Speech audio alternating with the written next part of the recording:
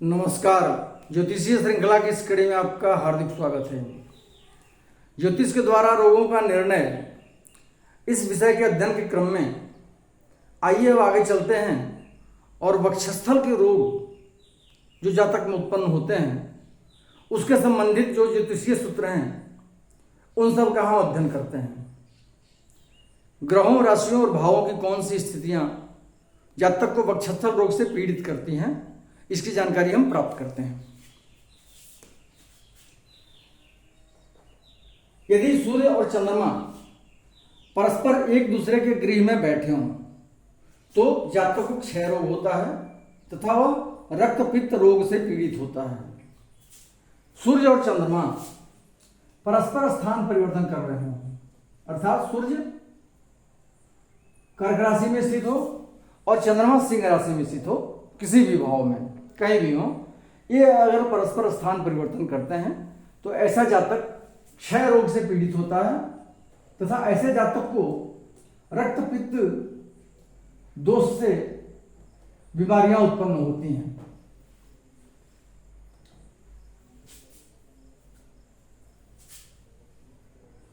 यदि सूर्य चंद्रमा के नौमांश में हो तथा चंद्रमा सूर्य के नौमांश में हो तो भी जातक को क्षय रोग होता है। सूर्य कर्क राशि के नौमांश में हो और चंद्रमा सिंह राशि के नौमांश में हो, ऐसी स्थिति में भी जातक क्षय रोग से पीड़ित होता है। क्षय रोग का मतलब ट्यूबरकुलोसिस, जिसको टीबी बोलते हैं सामान्य बोलचाल की भाषा में, उस रोग से जातक पीड़ित होता है। यदि सूर्य और चंद्रमा साथ होकर दोनों ही कर्क राशिगत अथवा दोनों ही सिंह राशिगत हो तो जातक अत्यंत कृश शरीर का तथा क्षय रोगी होता है।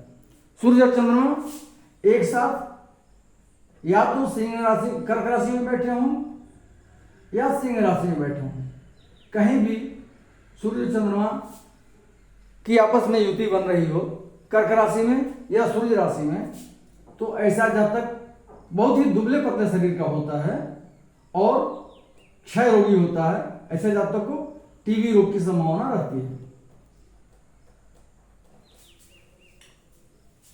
अगला पॉइंट है, यदि बृहस्पति या चंद्रमा जल राशिगत होकर अष्टम स्थान में हो और उस पर पापक ग्रह की दृष्टि पड़ती हो तो जातक को क्षय रोग होता है। बृहस्पति के अष्टमगत रहने से वैद्य अथवा चिकित्सक को रोग का निदान करने में बहुत कठिनाई होती है। बृहस्पति या चंद्रमा जल राशिगत होकर के और अष्टम स्थान में बैठे हों, चंद्रमा हो या बृहस्पति, कोई भी जल राशिगत होकर के अष्टम स्थान में बैठा हो। जल राशियां कौन कौन सी होती हैं हम जानते हैं। कर्क राशि जल राशि होती है, वृश्चिक राशि, मीन राशि, ये सब जल राशियां हैं। इसमें स्थित जो है चंद्रमा या बृहस्पति अष्टम स्थानगत हो और उस पर पापक ग्रह की दृष्टि पड़ रही हो। मान लीजिए कोई पापक ग्रह अपनी दृष्टि डाल रहा हो, पूर्ण दृष्टि, वैसे बृहस्पति या चंद्रमा पर, तो जातक को क्षय रोग होता है। अब इसमें कहा गया कि यदि बृहस्पति अष्टमगत हो जल राशि में और उस पर पापक ग्रह की दृष्टि पड़ती हो तो जातक का जो रोग होता है वो थोड़ा गंभीर प्रकृति का होता है, क्षय रोग, और जो डॉक्टर को उसका इलाज करने में बहुत ज्यादा मशक्कत करनी पड़ती है, उस परेशानी का सामना करना पड़ता है।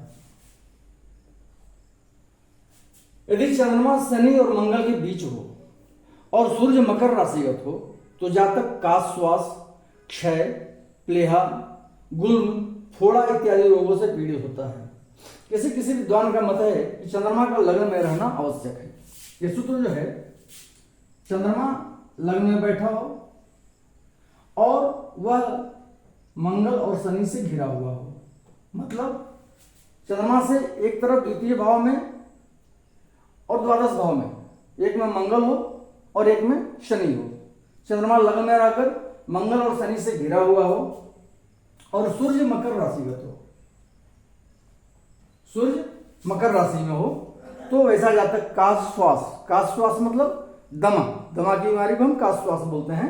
क्षय मतलब टीबी, प्लेहा मतलब स्प्लीन, इनलार्ज स्प्लीन जो होता है, प्लीहा बढ़ जाना, स्प्लीन का बढ़ना। गुल्म, पेट में जो अल्सर, फोड़ा इत्यादि होता है और फोड़ा इत्यादि रोगों से पीड़ित होता है। चंद्रमा लग्न में हो, मंगल और शनि से घिरा हुआ हो तो ऐसा जातक काश, श्वास, क्षय, प्लीहा अर्थात स्प्लीन, गुल्म अर्थात पेट का अल्सर वगैरह, फोड़ा इत्यादि इन रोगों से पीड़ित होता है। अगला पॉइंट है, यदि चंद्रमा चतुर्थ स्थान में हो और शनि तथा मंगल से घिरा हो तथा सूर्य मकर राशिगत हो तो जातक क्षय रोग से पीड़ित होता है। चंद्रमा कहां हो? चतुर्थ स्थान में चंद्रमा हो और यह शनि और मंगल से घिरा हुआ हो और मकर राशि में सूर्य स्थित हो तो जातक क्षय रोग से पीड़ित होता है। अगला पॉइंट है कि चंद्रमा छठे भाव में हो। चंद्रमा छठे भाव में हो और शनि और मंगल से घिरा हो। इसके एक तरफ शनि हो, एक तरफ मंगल हो और सूर्य मकर राशिगत हो तो जातक फेफड़े की सूजन से पीड़ित होता है अर्थात ब्रोंकाइटिस होता है इस जातक को। चंद्रमा छठे भाव में स्थित हो और शनि और मंगल से घिरा हुआ हो, सूर्य मकर राशिगत हो तो ऐसा जातक फेफड़े की सूजन की बीमारी से अर्थात ब्रोंकाइटिस वगैरह से पीड़ित होता है। नमस्कार। अगले वीडियो में हम कुछ अन्य वक्षस्थल से संबंधित योगों को लेकर उपस्थित होंगे। तब तक इजाजत चाहेंगे।